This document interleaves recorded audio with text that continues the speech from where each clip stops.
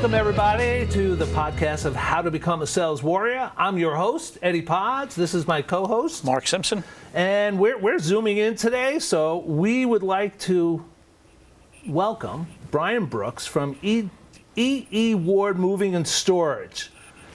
Brian, welcome aboard. How are you today? Good, Eddie. How you doing? I'm all right. Hey, Mark. How you doing? Hey, Brian. How's it going? Thanks for joining us. We're going to get to some topics about your business in a few moments, but we have to jump into our little routine here. First and foremost, Mark, why are we here? Oh, man. We are here to help the younger generation learn from the lashes, the mistakes, the pain, the process. You had a rough morning, man. Let me get that tequila out for you. The process of growing up and realizing how important sales are, and that the reality is, I hate to say this, but the reality is, in some way, some respect, we're all salespeople. And the point of this podcast is to educate, have a good time, share some of our experience and whatnot. All right, that gets it good. For me, the focus is always these younger companies. I keep running into younger generation guys trying to run a business for the first time. I always seem to line up with them to help them because they have a great product. They're doing amazing things, but they're failing at so many different things. They don't even realize it. We'll touch on that more later. Sports moment of the weekend. Sports moment of the weekend. What do you got? I have a non-sports moment of the weekend. Okay, go. The Mets have basically, I think we're done. Yep, I think we're done. There you go. And the only positive is the Yankees are probably done. So There we go. So now it's about football. All right. So for me, I've been following the Little League World Series all week. Yes, Brian, you watch that? Yep. The Little League World Series? I had not watched that. I watch it every summer. It's on all day long, the quarterfinals, the semifinals. I watched the girls softball title. Pennsylvania won. Yep. Fantastic. Yep. And like you said, on to football. Jackson Dart looked great. So I'm happy for my Giants. There you go. All right. We are at episode 37. Congratulations to you. Wait. I didn't get my sports I'm moment. sorry. What was your sports moment? So I'm going to do a little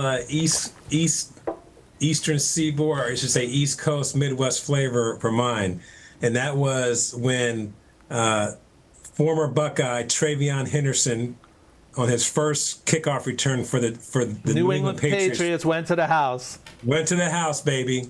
Good job. Good Nice. job. All right. I love that one. Yeah, very good. You got a Buckeye coaching, and you got a Buckeye running it back to the house on his first touch. That's pretty Nice. cool. I did actually. So they replayed it again this morning because I saw it for the third time.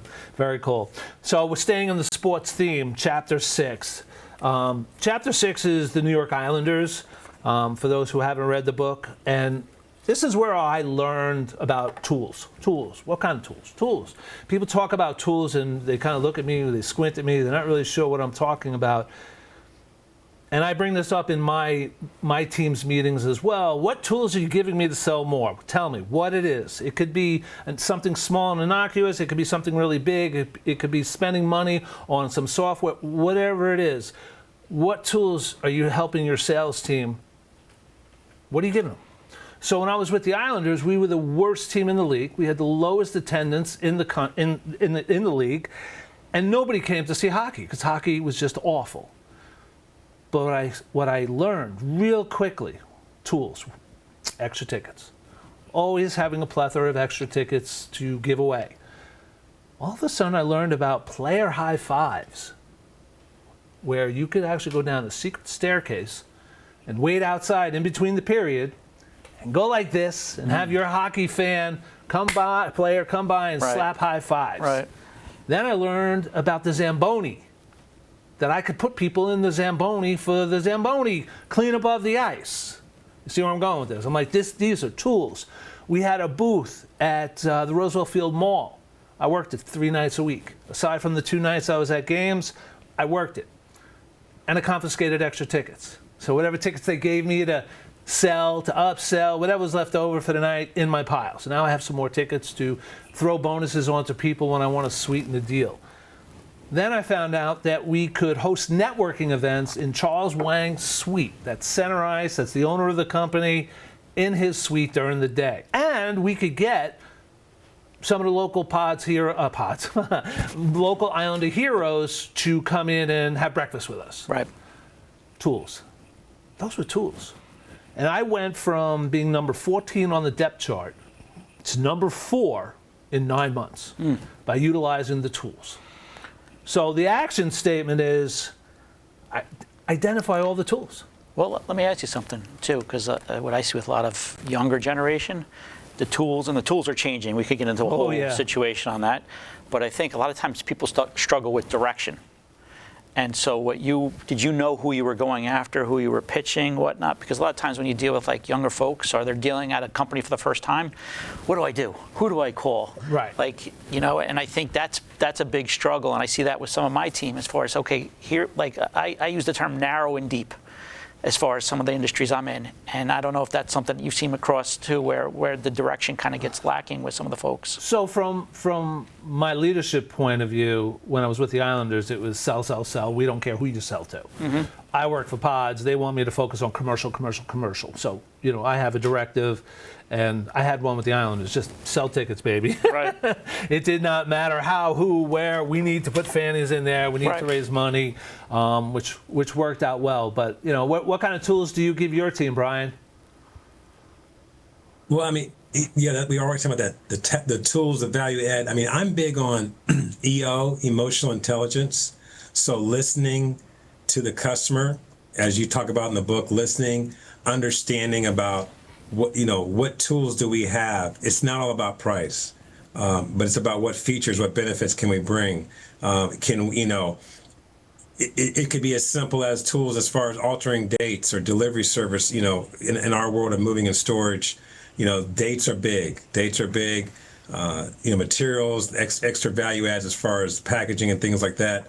I have a story one time, and like I said, the tools for us are really driven by, it's what do you hear to make that customer's relocation a lot smoother and a lot less stress-free. Because we know that, Eddie, as you know, moving is a very stressful thing for people.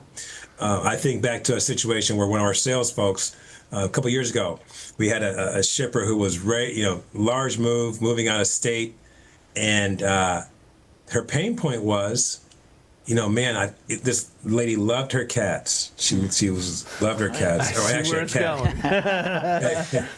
And the cat's, I'll never forget this. The cat's name was Athena. That's how much is stuck in my head.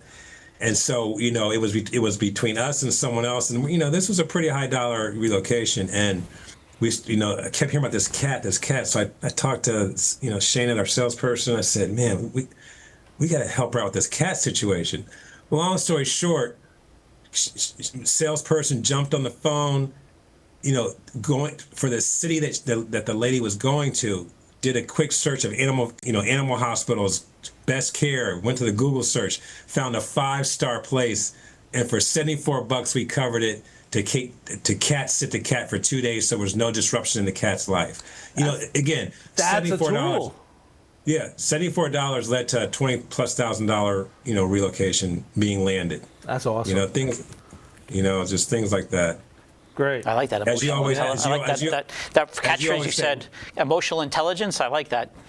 Yeah, we practice that. I mean, we've had sessions, staff meetings. We just talk about, that's all we talk about is emotional intelligence. When someone, when you ask them a question and they drop their head, the pause, and you're like, there it is. I've got to react on that, like you said, with your tickets. I'm not that big on going to the game. What if I could get you a high five for you and your kids with the players? Really? I understand 100% with you on that. Funniest story about working with the Islanders, and this was a happy story. I was chasing a past. They'd give you a list of people who bought in the past, and I was chasing this one guy, and I kept chasing this guy, and finally he says to me, all right, I'm going to do a hockey party for my son. Blah, blah, blah, let's book it. We booked the dates. I send him his tickets. That day, the day he gets his tickets, he calls to thank me. My daughter comes home from school and says, Dad, I just got invited to Chris Almadilla's birthday party, and we're going to see an Islander game. I'm like, no way. Holy shit, that was the guy. And I made it special. The Zamboni ride, the high fives. It was great. All right. This is an important question.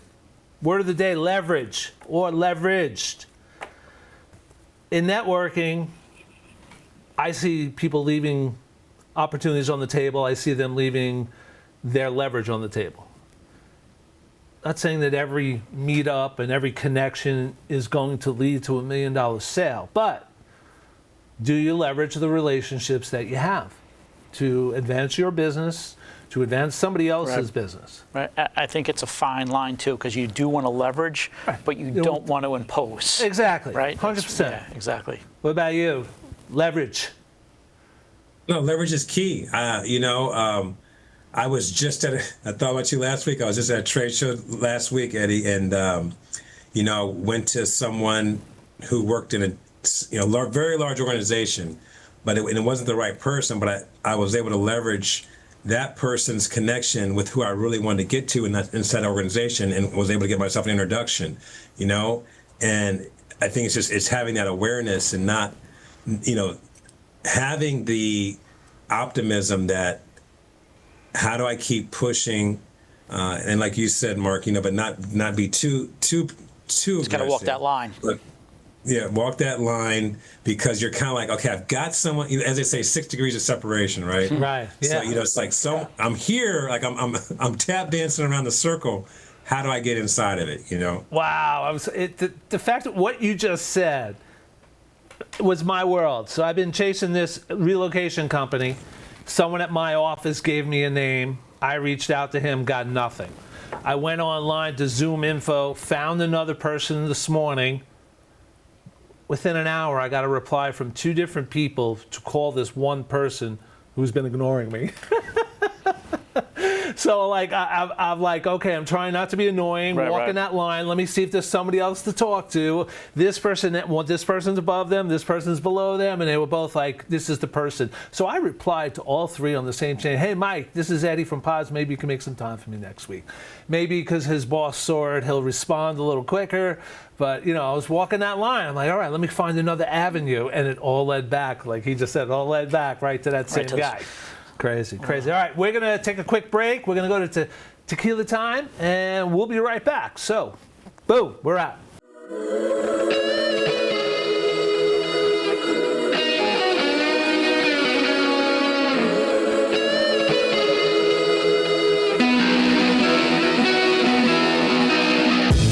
Welcome back, everybody. Episode 37 of How to Become a Sales Warrior. I'm your host, Eddie Pods. Mark Simpson here. And our third host today, Brian Brooks from E.E. Ward Moving and Storage. Sorry you're not here with us. We have a toast of tequila to you, to us, to the program. We'll take our shot. Something old, something new. That is what it's about. So, I'm having Tequila Tuesday, which I might actually have a tequila sponsor for, coming up the 9th of September. It's my 5th annual.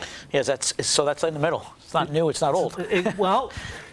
What the point of it was, what did I do then for entertainment? What did I do to draw the crowd of 35 businesses the first year?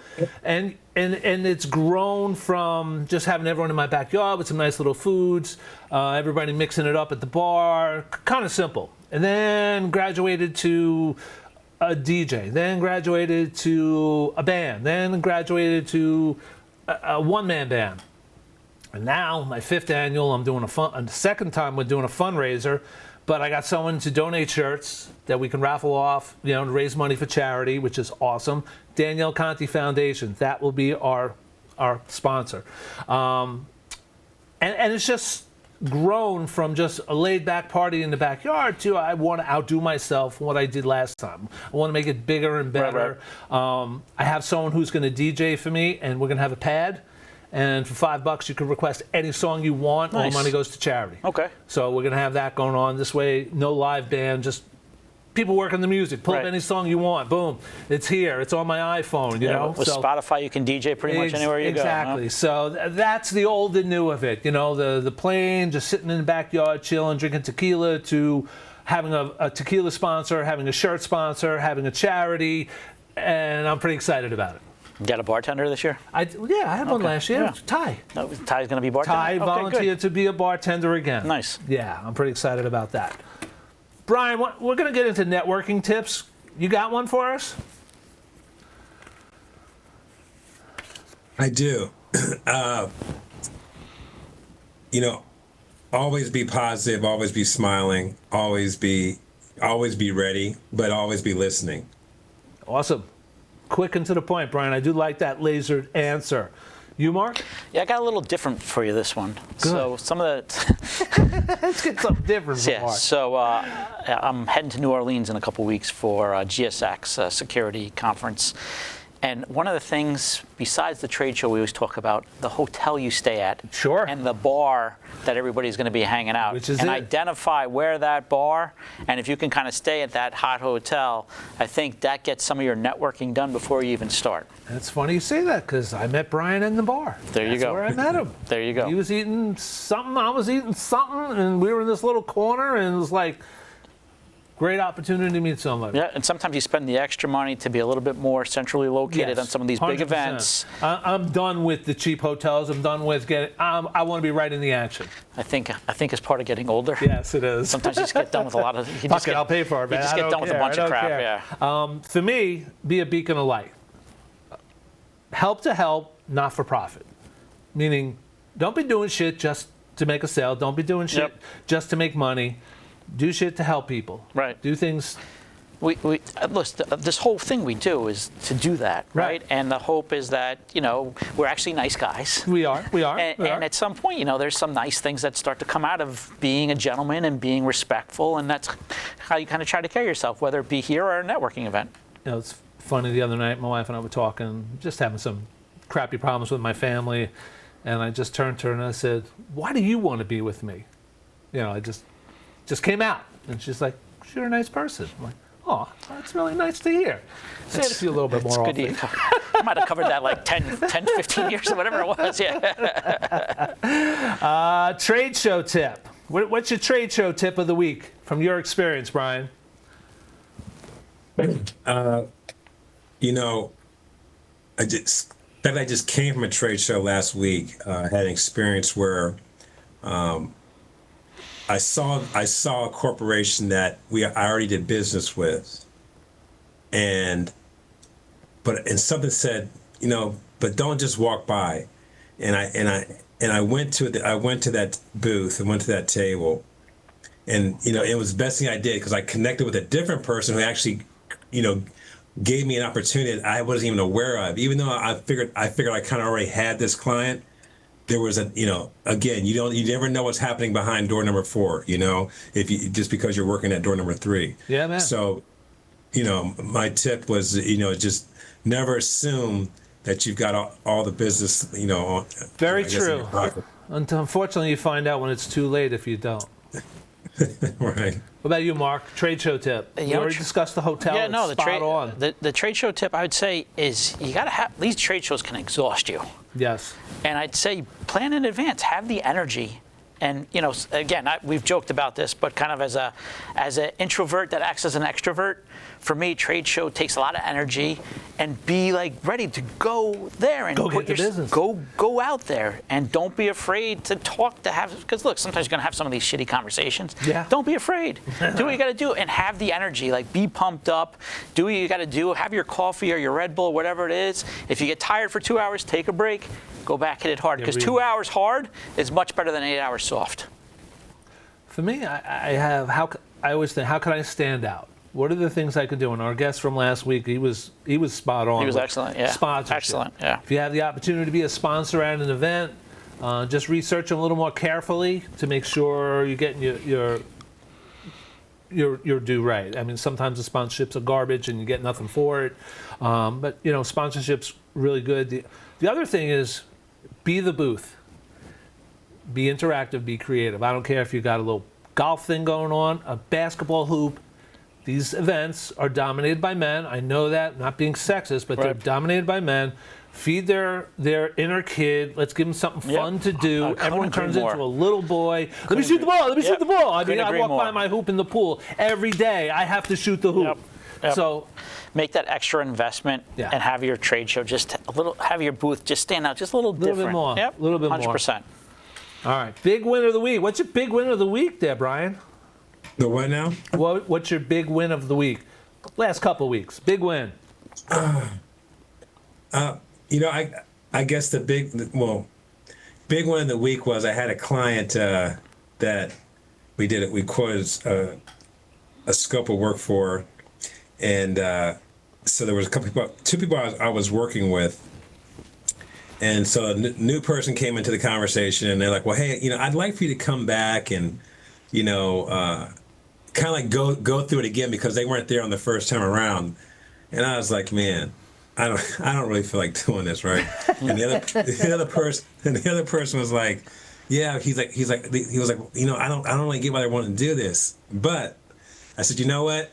It's okay. I'm going to come back. I'll come back to your guys' office tower, and we'll meet. Well, that meeting led to that job like doubling in revenue. So there you go.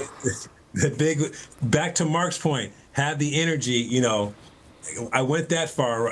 You go so far, you might as well push it across the. You got to keep going. Yep. Awesome. Yep. What do you got? So look, I would say, from the SEM Holdings perspective, our customers continue to grow, and every single customer just says good things about our operations team. So just to shout out, it gives me so much happiness and joy that people that I've entrusted and that they're doing such a great job. And so our big win is making customers happy, not hearing all the bad stuff, just being happy. And I'm like, I don't know. Sometimes I don't even know how to take that. It's funny. My big win of the week, I think I've talked to both of you. So when the boss gives you a lead, you jump on it right away. 100%. And then you pursue it vigorously until you realize there's no there, can't do what they originally wanted. But I think I have a different solution for you. Hey, maybe that'll work. Call my team. Can we do a donation container for 7 days on the beach in New Jersey? What do you say? Jump through hoops. Let's make it happen. I go down there on my part of my vacation to oversee the operation. Went off without a hitch. So now the guy has the container for a week to decide what he wants to do. I'm giving him options. We could send it up to the American Dream Mall. We could ship it to California. We could go to Vegas. Where do you want to go? I know at that moment I got the sale. I just don't know what the sale is until Sunday night. He sends me a text. You're picking up a full container. You're shipping it to California. The price you gave me works. And it was like, boom. And I sent a note to the two VPs who gave me this lead, and I could see them in my mind high-fiving each other, but made it happen. Right. So I was pretty excited because it's a big win. It's going to be anywhere between a $50,000 and $75,000 a year account. And what happens when the next lead comes in from them? They're going to be calling you. Of course. Yep, of course. So that worked out great. Best business decision you made this week? I'll let Mark go first. Best business decision. I'm trying to give you something different than what I've always said.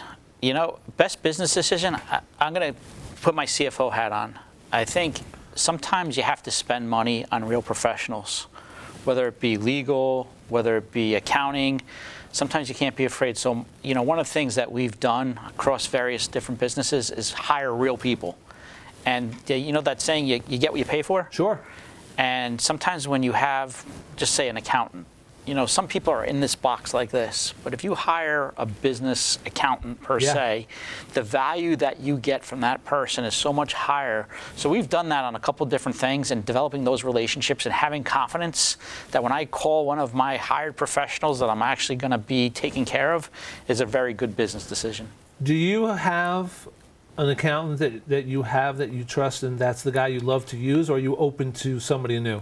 I have people. I mean, I am a CPA. No, I know CFO. that. But are you open to somebody new here on Long Island? I'm always open to meeting people. I want to introduce you to my buddy Gessel. That's fine. He's my CPA. As you know my history, I tend to travel in in crowds. So he is the accountant and CPA of record for the Networking for Charity organization that I run. Always happy to meet people. His job, I've been to a lot of networking events. When this guy gets up and starts telling us about a new law, it's directly related to everybody in that room business. Right. It's about business, not residential. It's not your home.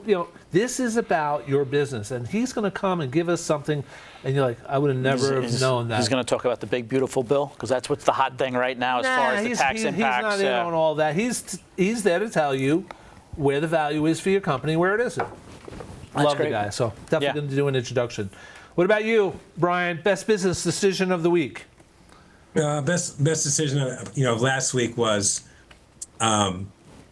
listening to my team. Someone wanted to come with a plan for some travel and to go after a client opportunity, and they came to me with the what, when, why, and proving the point, and I listened to them, and it worked out. So sometimes, I guess trust. Let others do their job. And you know what? I hate to say it because you're the boss, and I don't know what that, but allow them to fail too. Yeah. Sometimes allowing them to take the reins, maybe not worked out perfectly, but that's a great growing step for them. Flip side is it went well. Wow, my boss listened to me. I'm going to think outside the box more often and make his job easier. Well, I give a lot of credit. I have a lot of respect as a boss, CEO, whatever title you want to call it, that can listen to their employees, because a lot of times, just in history, you ever hear the bird shit effect? Your team might have a whole plan, right? Sometimes a boss is a little disconnected, comes in, basically shits all over the plan, then flies away. That's called the bird shit effect. Okay. And if you can avoid that as a boss, and you realize how to basically, manage your staff, you get so much more value than not. So I give you kudos for listening to your team. My best business decision of a week. This is crazy, but I have helped create a ChatGPT program for me exclusively for my business to help me manage it quicker, faster, sooner, give me more hours on the phone and less in front of an email. So I'll give you guys more updates when I get there. I'd like to paying see, for it out of my pocket. I'd like to see that. Yeah. It's not Pods paying for it. It's me betting on myself that I could cover the cost by getting enough sales to pay for this program. Give me back 6 or 7 hours a week to make more phone calls. What could you do with 6 more hours to call, Brian? How much more can you put on the table with that? That's powerful. It is, and I'm really excited about it. All right, I got to put my glasses on. Introduction time. Representing E.E. Ward Moving and Storage, a company that started all the way back in 1881 and has been serving customers with care and integrity since. In fact, E.E. Ward's holds the distinction of being the oldest continuously operated black-owned business in the United States. From horse-drawn wagons to high-tech logistics, they've seen it all and they've moved it all. We're going to talk about how a legacy like this is built and how it's sustained for well over a century and where the moving industry is headed. Welcome back, Brian. You got the first question. Well, yeah, so that's quite an introduction. I'm not that sharp, but I'm going to guess that Brian was probably not around in 1881. So I'd be very just curious, Brian, just how did you get involved and, kind of get us to, where you jumped in here and how you got to present day here? So the company was founded in 1881 by John T. Ward. John T. Ward was from Virginia, and he was born a free man. And he and his family moved eventually to Central Ohio, and he eventually ended up in Columbus, Ohio. He was a conductor on the Underground Railroad in the early 1860s, helped people escape to freedom. And then after the abolishment of slavery, he transitioned his ability with his two horses and a wagon to start hauling goods and grain for the U.S. Army, feed stores and things of that nature. And then he and his son William S. in 1881 founded the company, the Ward Transfer Line.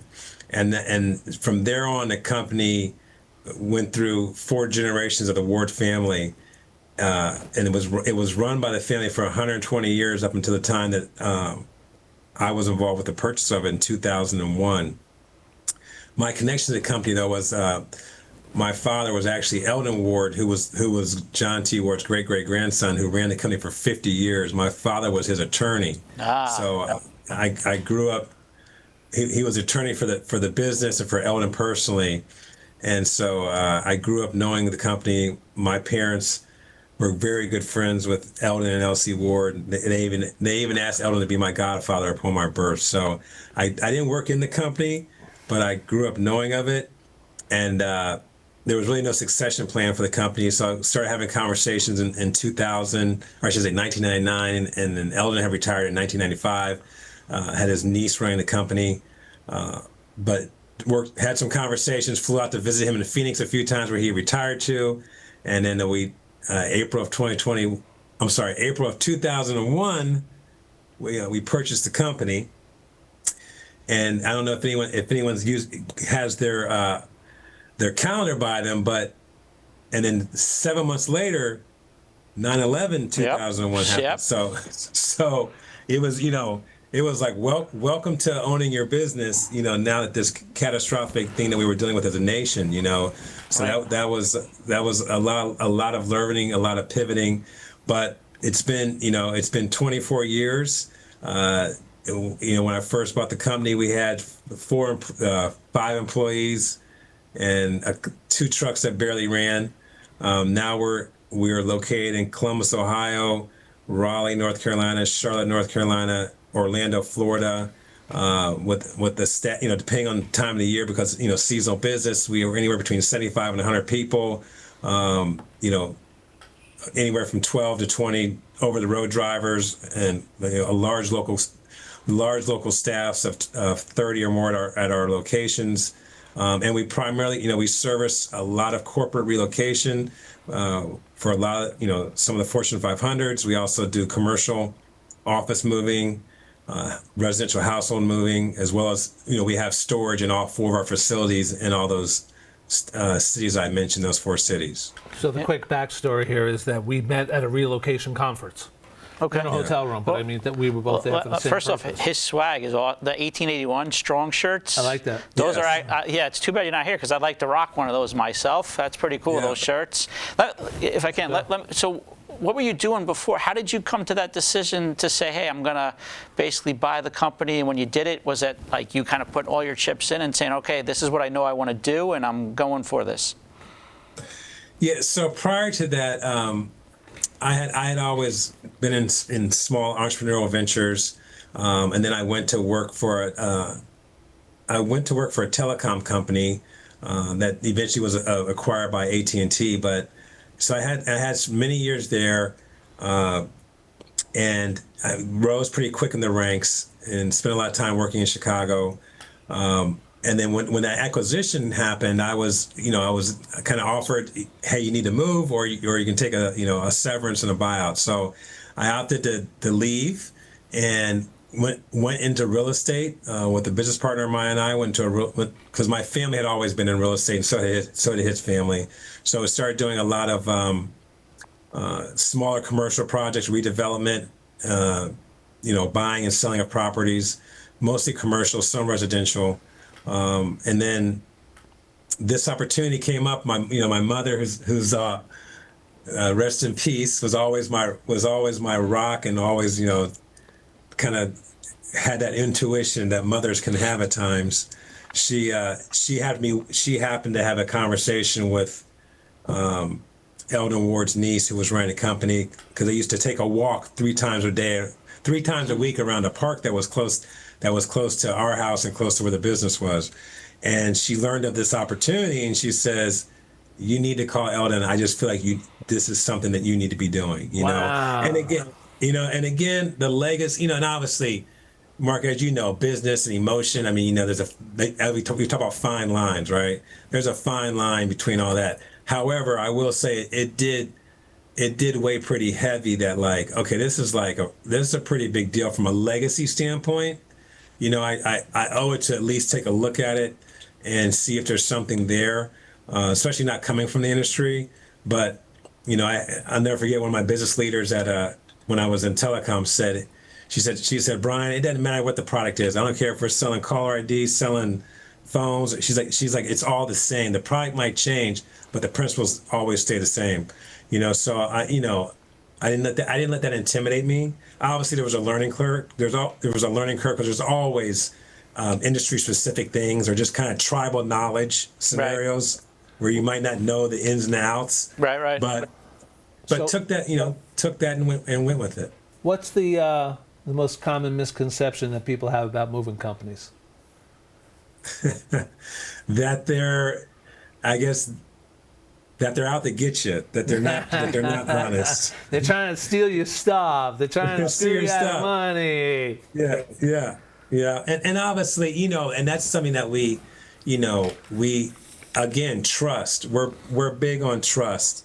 And in my sales team, I mean, you guys say to people, listen, we've been doing something for 144 years. We've been doing something right, because obviously some people keep coming back and some people keep referring us. And nothing more. There's nothing more gratifying, more rewarding than that referral, than that person posting something about how wonderful their move was, or their experience. And that's what makes us different. I mean, we invest in that. We take pride in that.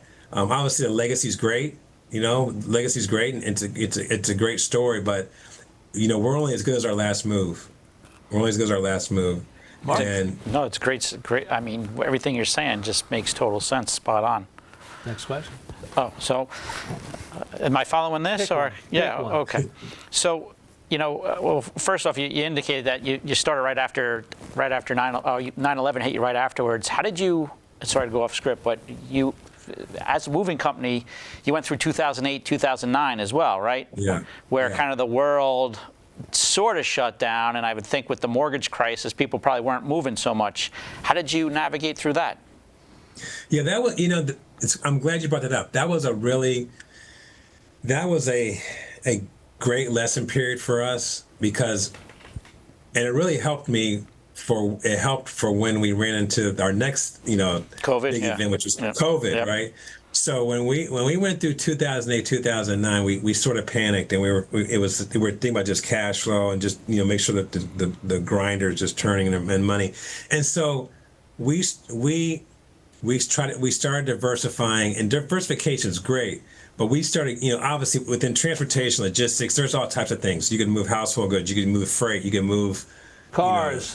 Right, yeah. Cars, soda machines. You can move pallets full of baby food. There's all kinds of things, commodities, and so we felt like, okay, we've got to do something else, and so we spent time, money, and we started diversifying into things that wasn't really in our lane. And I'll never forget this. I mean, so we started getting more heavily into, we got into that freight world and commodities, and I was like, we never should have done it, right? But we basically had to buy ourselves back out of that to shut that down, because what we found out is that we got into a world that, in moving and storage, we always say to ourselves that as far as the moving side in our world, as much as we do with customer interface and whatnot, 90% of our job is customer service. 10% is getting from A to B. Now, when you flip that and you go to like to the freight world or the logistics world, where it's very heavy commodity driven. Just A to B, A to B all day long. A to B. It's 90% A to B, and it's 10% customer service, because no one's really even talking to anybody. Very well said. Yeah, it's very well said. What's the most memorable move you've done? For good reasons. Let's stay positive. For good reasons. Most memorable. No, there's a lot of them. There's a lot of them. Give me your top one. Man, that's hard, Eddie. There's a lot of them. Boy, you hit me. I can't really divulge names, but we moved a very famous head football coach. If I said his name, everyone would know it, and so that he was very pleased. And Andy Reid says hello. Huh? Andy Reid says hello.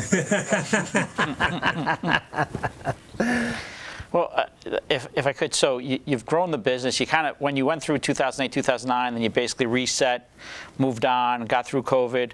How has it been growing the business? Because you said you started with 4 or 5 folks, and now you're 75, a little under 100. Yeah. So how do you motivate? How do you keep staff? How did you build the team like that? Culture. We invest in the culture. We invest in quality, and obviously it's top down. I mean, everyone knows. I believe you set the culture. Yeah, that's awesome. Everyone knows that. I mean, obviously, I can't be an effective leader if I'm out here, like I'm not out here loading boxes, but I am involved in things like when it comes to customer satisfaction. I mean, that's something I've never let go as far as the customer satisfaction side of things. You know, that you know, whenever we get a great review or something happens or we get an award from one of these relocation companies, I mean, I'm always involved with those send outs, with rewarding people or with, you know, acknowledging the people that do that. Those emails come from me, because I think everyone has to know how important that is. So I mean, they have to know. Creating culture and knowing you for the short time that I do, does it go back to your college days when culture became a bigger way of life and led to championships and winning? I mean, is that really where you started to realize that culture could have such a huge impact in your life? Yeah, I don't know. I mean, I think, well, you know what, actually, I'm going to say that. It goes back, actually, for me, it kind of goes back to high school and, you know, sports. And, you know, I mean, you know, played some high school basketball, played some college basketball. And, you know, I was fortunate to play for some really, like, some coaches that were good at what they did, but they kind of had that Bobby Knight kind of fire in them, you know, where there'd be days that you're like, man, why am I out here? Why am I doing this? You know, but it built character, it built toughness, it built the fact, Mark, to the point that you don't just walk away because, oh my God, there's a mortgage crisis, you know, or you don't walk away because, oh my gosh, there's this thing called COVID and nobody's working, you know. So I point back to those. And we all have them. We all have those figures in our lives as we were growing up. I mean, also parents. I mean, I had a mother who was a hard worker, a father who was a lawyer, and you know, and it was a judge at times. I mean, they both just hardworking, never giving up, always showing up. But I think about those, you know, those parental influences. But again, I'm so glad and so fortunate that I had those experiences like in athletics. Because obviously, team is all about culture. We've all seen that. Yeah. You know, to you Jets fans out there, whoever else, anywhere else. I mean, we can buy the best quarterback, we can buy the best everything. But if the culture's not there, what do you got? You know, I'll just say, even though we're on Zoom, your leadership and your passion flows through the screen really well. So it seems like you'd be like the type that would be like people are running through walls for you. So I appreciate that, and it's flowing through as I'm staring at the TV good. screen. Yeah. Quick question I got a quick question. Lasered answer. What's been the greatest new technology that's helped advance your business the most? The greatest new technology. Still figuring out, but AI. AI. There you go, man. Common theme. We're all figuring out AI. We're all figuring out. My wife actually delved into it. She came back to my office and I did it. I used AI to write an email. It was like, it came out so good. She was like all excited and shit. So that's nice. Because Eddie, there's the direct AI, but now you're starting to see how much is there's that's laying under the surface that's helping things that you don't even realize right now too. You know, there's the direct and there's the indirect. So what I've learned about myself and AI in the past 3 weeks has been monumental. As a sales guy, I run my own business in my house. I have for 14 and a half years. That's how I look at it. It's my business. You know, things pop into your head that you should do. Grab a piece of paper. Do I got even time to write this down? As soon as something pops in my head, I click on AI and I talk to it. And I make whoever it is I got to reach out to, because it happens all frickin' day long. Johnny, sorry about blah, blah, blah. And then I go and get the email. I click the AI. I am touching more people now than I ever touched before because of AI. It's phenomenal. All right, last two questions. You get the last one. You get the second to last. I get Fair the enough. last. So the business has really taken off under your leadership, 24 years now. Where do you see yourself in the next 5 years in the business? Well, you know, so I'll quickly answer. So from a timeline perspective, purchased the company in 2001. Really didn't get our feet up under us well. I mean, our first expansion was into Charlotte in 2018, and then into Raleigh in 2021, and then just in 2025 made an acquisition in Orlando. So the next 5 years, again, I never, one thing so I had a mentor that always told me, he says, Brian, he says, doesn't mean anything if you have all these locations and you can't deliver the quality and the consistency, Right. From each location. So that's been big with me.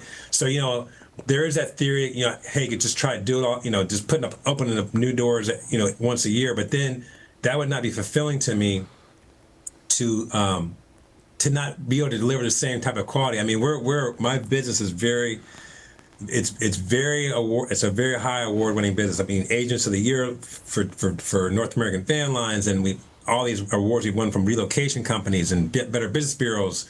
I mean, we just rack them up, and it's not an ego thing. It's just that it's a testament to the customer experience. Okay. And so the next 5 years, I want to. Now we're still in the early throes of this Orlando acquisition, and it's a big monster for us to talk right now because Orlando's a huge market, but we're going after it. But we have to get it. We have to get it on the EE Award train, the EE Award culture, and the EE Award way. So that's obviously in front of us for the next 12 to 24 months.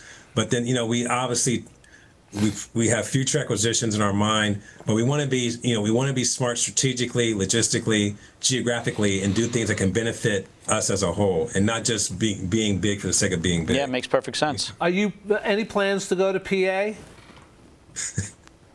Not right now. All right, so you're not going to go to the park conference at the Bluebell Ranch?